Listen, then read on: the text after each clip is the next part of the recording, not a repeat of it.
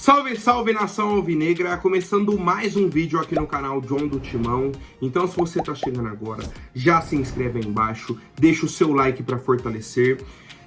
Hoje domingo, dia 12 de maio, tá? Desejo aí um ótimo domingo a todos os corintianos e corintianas que me acompanham, né? Em especial para todas as mamães do Brasil, né? A gente sabe aí da importância delas no nosso dia a dia, né? Então, que hoje seja um dia especial, de confraternização, de união e tudo mais, né? Compra um presentinho aí pra mamãe, dá aquela moral e vamos pra cima, família. Peço que me sigam nas redes sociais também, Instagram, TikTok, Kawaii, Twitter, todos os links aqui embaixo na descrição. E vamos pra cima. Editor, pode rodar a vinheta. Salve o Corinthians! Bom, família, o Corinthians entrou em campo ontem contra o Flamengo pela 6ª rodada do Campeonato Brasileiro, né? Perdemos aí por 2-0, tá? E aí o primeiro ponto que a gente precisa falar é sobre a escalação do Corinthians. A gente comentou aí sobre a possibilidade de entrarmos com 3 zagueiros numa escalação de 3-5-2. O Corinthians parecia que ia jogar no 3-5-2, né? A escalação era essa, com Gustavo Henrique, Félix Torres e Kaká. Só que na prática o Corinthians jogou no 5-3-2. Uma linha de 5 defensores, aí 3 meio-campistas e 2 atacantes. E aí eu já vou até para a entrevista aqui do Gustavo Henrique depois do jogo, para a gente entender o que foi a partida de ontem. Ele falou, foi a primeira vez que jogamos com uma linha de 5. No primeiro tempo faltou gente no meio, o adversário joga muito em função do meio campo. Não ficamos com a bola no primeiro tempo e não conseguimos construir. Agora é descansar e pensar no próximo jogo, temos tudo para continuar evoluindo. Você tira um cara do ataque, né? Pra colocar mais um defensor. E aí você perde o meio campo. Porque você não tem a primeira linha de marcação. Isso prejudica a segunda linha. E, consequentemente, prejudica a terceira linha. Então, o Corinthians estava no 5-3-2. Que no primeiro tempo a gente não criou uma chance de gol. Foi só num escanteio, né? Uma cabeçada do Paulinho, o goleiro pegou. A gente jogando no 5-3-2 e mais. Não é que foi um 5-3-2 defensivo, o Corinthians marcou bem, anulou o Flamengo. Não, o Flamengo estava livre, passeando em campo. Então, o Antônio Oliveira mudou o esquema tático por conta da ausência do Ranieri. E o Corinthians, mesmo assim, não marcou o Flamengo. Esse é um ponto, certo? O Flamengo criou uma grande oportunidade, criou 2, aí chutou uma bola na trave, criou 3, Carlos Miguel defendendo. Depois vem um lance de escanteio, o Corinthians corta, vem um rebote, roda à frente da área do Corinthians. E aí vem uma jogada que é até estranha, cara. O time do Corinthians está marcando o segundo pau, com o Gustavo Henrique e o Félix Torres. O Pedro tá na frente da área, do lado do Paulinho. Só que o Pedro vê o espaço nas costas da defesa e movimenta no facão. Entra dentro da área para receber o passe. O Paulinho nem olha para o Pedro. O Pedro tá do lado dele aqui, corre para receber o passe. O Paulinho, onde estava, ficou. O Félix Torres sai lá do outro lado da área, vem correndo para tentar cortar o chute. O Pedro só pisa na bola, o Félix Torres toma o corte. Ele finaliza, fraco, praticamente no meio do gol e ainda faz o gol, né? E aí uma falha também do Carlos Miguel. 1-0 Flamengo. E na sequência o Everton Cebolinha deu um chute na gaveta, outra defesaça do Carlos Miguel. E aí já temos um ponto. O Carlos Miguel falhou no primeiro gol do Flamengo e mesmo assim ele foi o melhor em campo. Pelas defesas que fez mais uma vez. Mais uma vez. No fim do primeiro tempo, o Pedro saiu cara a cara de novo. Por quê? Porque o Corinthians estava marcando uma linha defensiva com 5. Só que teve uma hora que subiu pro escanteio e voltaram correndo, né? E aí não deu tempo de organizar. Ficou um buraco entre o Félix Torres e o Hugo, que era para onde está o Kaká, só que o Kaká voltou marcando o jogador da bola. E aí o Pedro recebe ali naquele espaço, finaliza, o Carlos Miguel faz uma defesaça. Então finalizou o primeiro tempo com o Corinthians, mais uma vez, assim como foi contra o Nacional, em outros jogos também, o Corinthians nulo. Não marcou, não atacou, não fez nada, só existiu dentro de campo. E assistiu o time adversário criar oportunidades. Vamos para o segundo tempo, né? Já tivemos a mudança aí, a entrada do Yuri no lugar do Paulinho, então você muda um pouco a estrutura, tem o Garro e o Bidon agora no meio campo, mas mantém a linha defensiva com 5. E aí, por que eu falei que o Corinthians não entrou no 3-5-2 e sim no 5-3-2? Porque o 3-5-2, os seus dois laterais viram alas. Eles apoiam o ataque. Qual foi o apoio que o Hugo deu ao ataque? Qual foi o apoio do Fagner ao ataque? Qual foi? Não teve. Então não dá pra falar que é 3-5-2. Os dois laterais pregados marcando e marcando mal. O Everton Cebolinha fez o que quis com o Fagner. Chegou da vergonha. Chegou da vergonha do Fagner marcando o Cebolinha. Certo? Aí o segundo tempo, o Corinthians deu uma melhorada com a entrada do Yuri. Teve um pouco mais de gás pra desafogar o time. Tentou criar oportunidades. E aí a gente cria, com 15 minutos mais ou menos, um escanteio, bate-rebate na área, o Félix Torres tentou, o Yuri Alberto tentou, a bola subiu, o Félix Torres cabeceou, escorou, sobrou no Kaká, dentro da pequena área, de frente pro gol, sozinho. A bola vindo só pra ele finalizar. A bola pingou na frente dele assim, ó, faz Kaká. Ali onde ele tava, era mais fácil ele fazer o gol do que ele perder. E ele conseguiu perder. Ele conseguiu perder o gol. Ele chutou em cima do goleiro. O goleiro estava na frente dele aqui, o gol inteiro aberto. Era só tirar do goleiro em qualquer canto, qualquer outro lugar que ele chutasse, ele faria o gol. Ele chutou em cima do goleiro, tá? E aí eu vi até na entrevista do Kaká, vou pegar aqui, ó. Tive a oportunidade de fazer o gol, mas o goleiro deles foi muito bem no lance. Não foi. Não foi, sabe por quê? Porque o goleiro do Flamengo ficou parado. Do jeito que ele tava, ele ficou. E você chutou a bola em cima dele. Não é que ele foi bem no lance, ele só estava onde o goleiro tem que estar, dentro do gol. Ele tava lá, você chutou em cima dele, pegou nele e saiu. Se você tira, não tem boa defesa, ótima defesa, o goleiro deles foi bem no lance. Não teria isso, porque tava muito perto. O gol foi perdido. O Kaká perdeu o gol. E aí, beleza. Na sequência, 2, 3 lances depois, uma saída de bola do Corinthians, o Kaká domina a bola. E aí ele tem esse lance característico, que quando não tem o primeiro passe, ele vai e dá uma arrancada.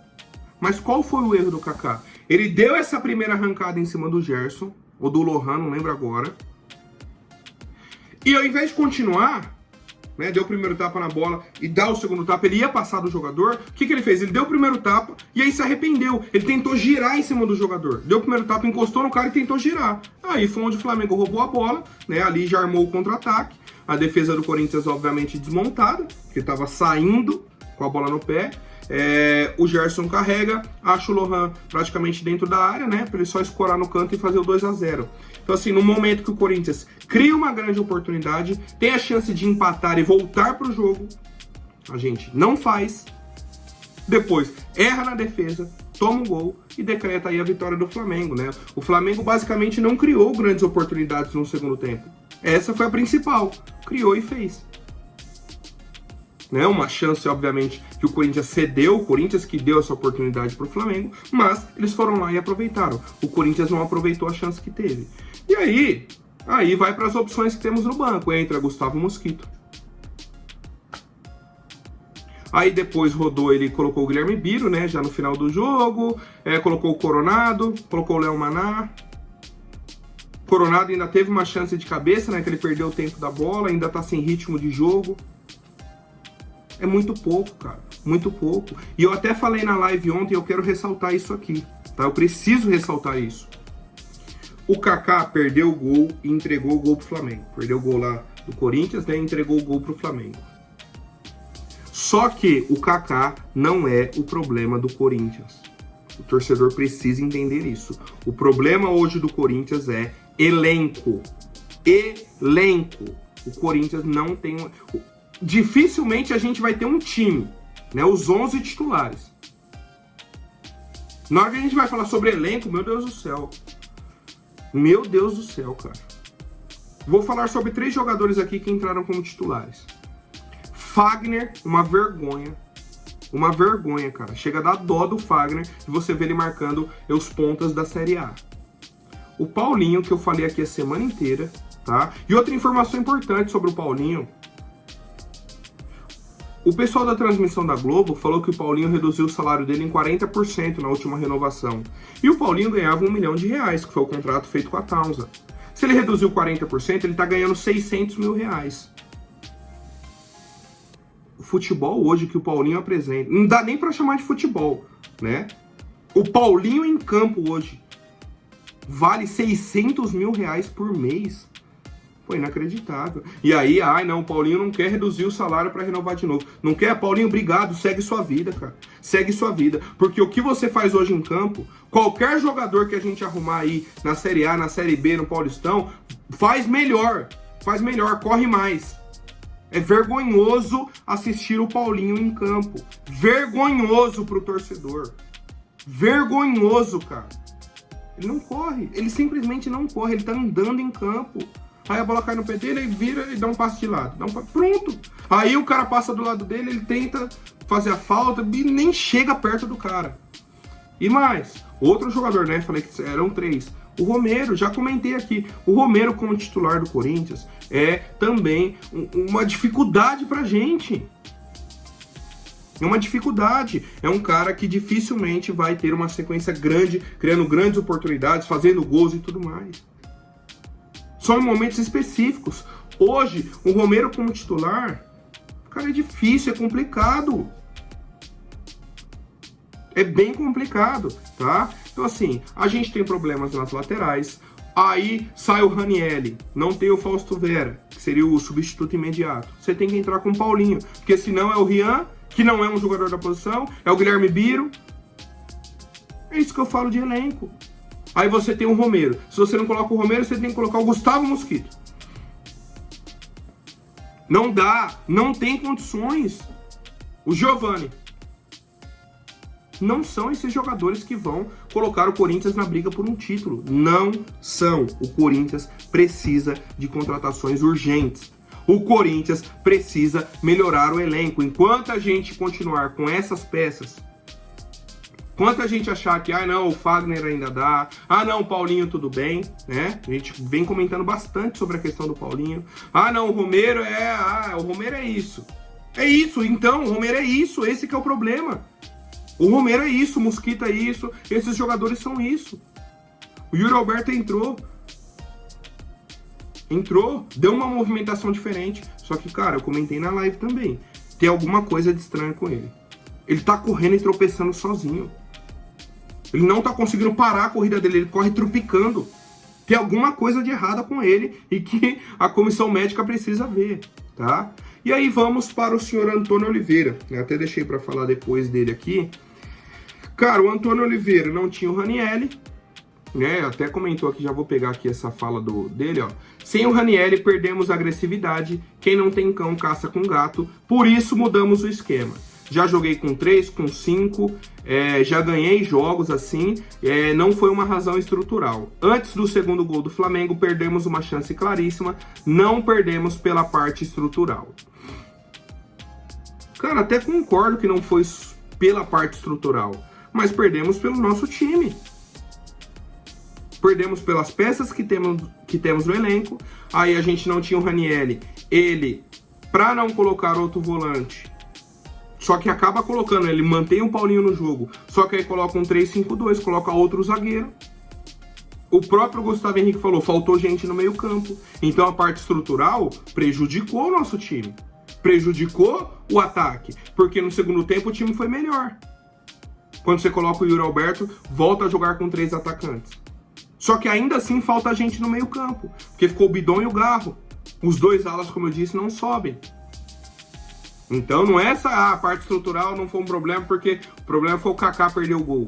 Não foi só isso, tá? Não foi só isso que prejudicou o Corinthians nessa derrota, tá? Mais um ponto que eu queria ressaltar. Cara, o Antônio Oliveira, ele tem um respeito tão grande por outros times aqui no Brasil, que a gente chega a associar isso com o medo. Vou dar um exemplo, o jogo contra o Atlético Mineiro aqui. O jogador foi expulso no fim do primeiro tempo. Então a gente teve o segundo tempo inteiro com um a mais. Ele segurou até 30, 35 do segundo tempo para ir fazer as mudanças e colocar o time para cima. Cara, que medo é esse?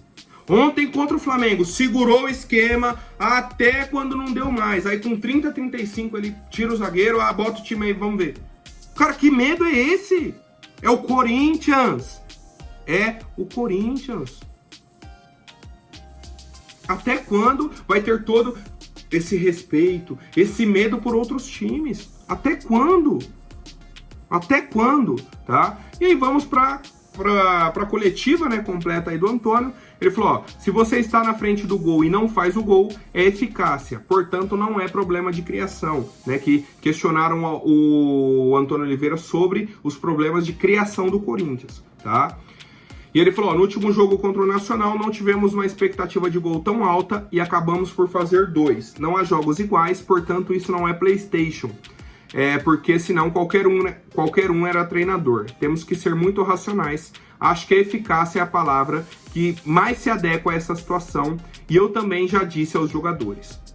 Você está a falar nisso na 6ª rodada já, no rebaixamento, né? O pessoal questionou sobre o perigo de rebaixamento e tudo mais. Ele falou, ó, jogamos contra o Fortaleza, o resultado não traduz aquilo que foi o jogo. Nós jogamos contra o Bragantino, independentemente da qualidade dos adversários. O resultado, na minha opinião, também não traduz o jogo.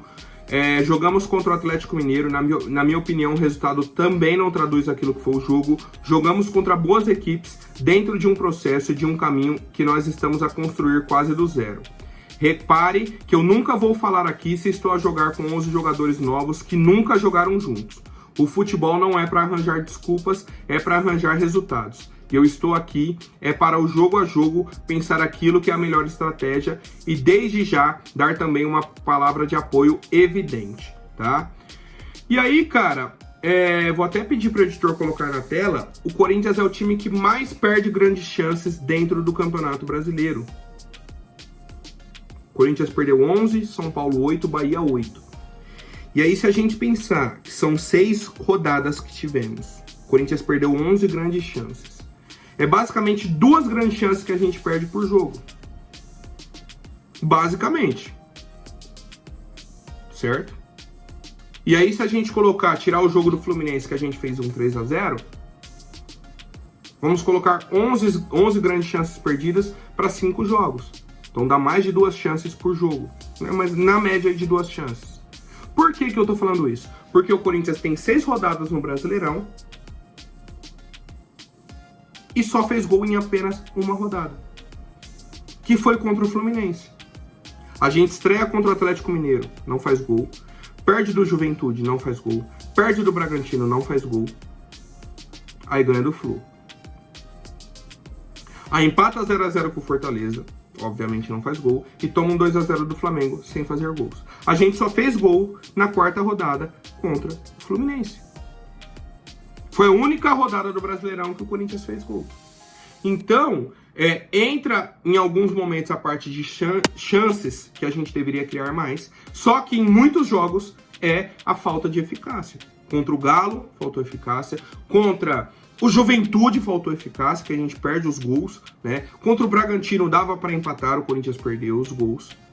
Contra o Fortaleza, então, nem se fala. E ontem contra o Flamengo, né, a gente tinha a chance de empatar o jogo, e aí seria uma outra partida. O Corinthians poderia melhorar, poderia ficar com empate, poderia virar o jogo, né? Ou poderia tomar o 2-1 também.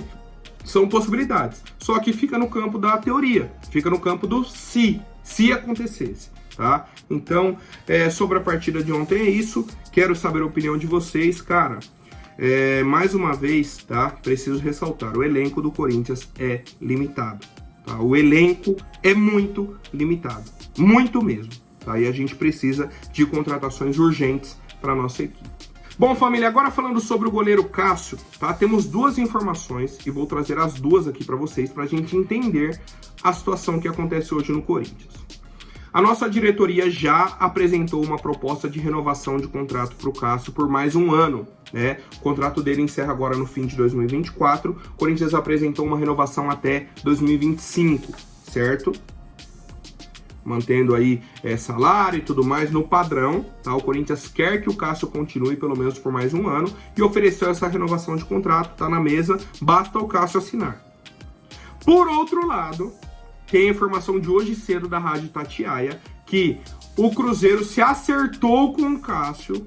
Vejam bem, a informação da Itatiaia é que o Cruzeiro já acertou com o Cássio e falta agora a liberação do Corinthians para ele ir para lá no meio do ano, né? Obviamente ele não pode sair agora, só poderia sair no início de julho, tá? Então ele teria mais um mês e meio mais ou menos ainda no Corinthians, tá?